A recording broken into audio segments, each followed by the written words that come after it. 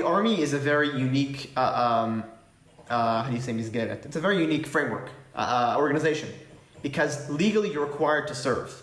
So there are direct rights that are clearly delineated in the law, that as soon as somebody finishes the Army, the government can't touch them.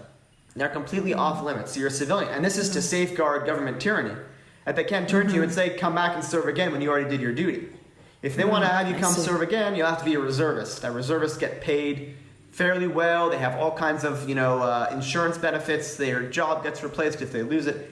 Reservists are one thing, and at the end of the day, they're still civilian. They could dress however they want. They come and they go. You can get out of reservist duty if you'd really like.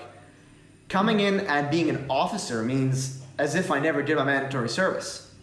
And it's almost me going to the Israeli legal system and telling them, I want you to upend all these 15 different safeguards that are there to preserve my rights, because I want to give up those rights, because I want to go back in the military, and obviously for higher pay and for better conditions, because I'll be an officer. But it's just, again, I think 3 times it's been done in this kind of fashion, all at different wars. Yom Kippur War, there was another Tzuk Eitan in 2014. There were a couple of cases like that where people just were able to go back in. So it takes some effort, but clearly you can do it. Wow. And your motivation is because you really feel that you have, this is this is what you can do, what you can serve best, and be so connected to the people underneath you. Yeah. The reason why is because I had an unintentional realization that Hashem reminded me.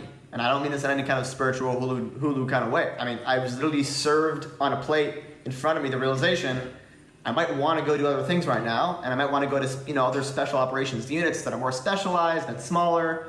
But where can I really make an impact? That's the only question that matters. We come and we go after 120 years. You have to look back and say that I did the most that I could do in the world. And that's not, I was in some unit and it was a lot of fun, and the people there were very professional, and we did really cool operations. That's great. And that's what I wanted to do until I understood, you know what? My biggest impact by far is in the big green army with recruits, and I can impact and have impacted dozens and hundreds. And as an officer, you can only imagine how much greater I'll be able to impact, Right. So how do you hope to impact them? In what way?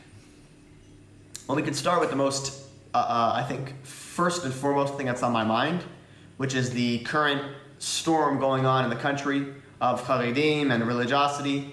And I really believe that most of the Haredis, the very religious sectors of society, have good intentions and have no problem of coming and saying, if not for the IDF, through Hashem's hand, Hamas wouldn't have stopped at the summit of the south that's right outside of what is it?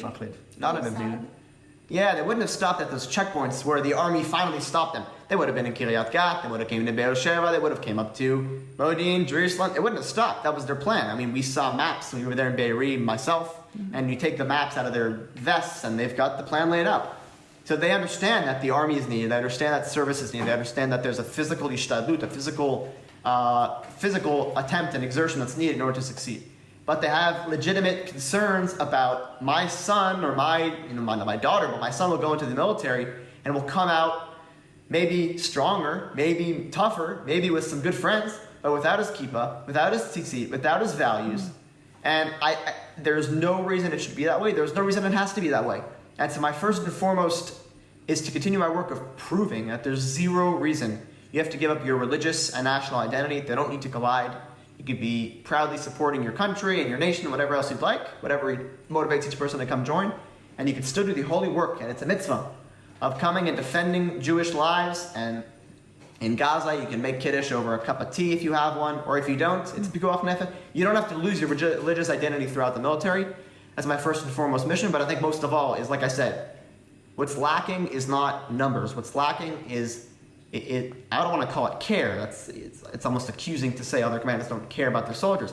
I think it's a certain intimate awareness of what your soldiers are, to become one unit with them. And that's really my goal. That I shouldn't lead with my rank, that I should lead because they want to follow after you. And so obviously it's easier said than done, but that's kind of my mission. And that is much more meaningful to each one of those soldiers and their parents and the world that they come from. And each child, each soldier is a whole world, than I would be doing if I was in some kind of specialized government unit doing clandestine missions, making a much smaller impact. Wow, incredible.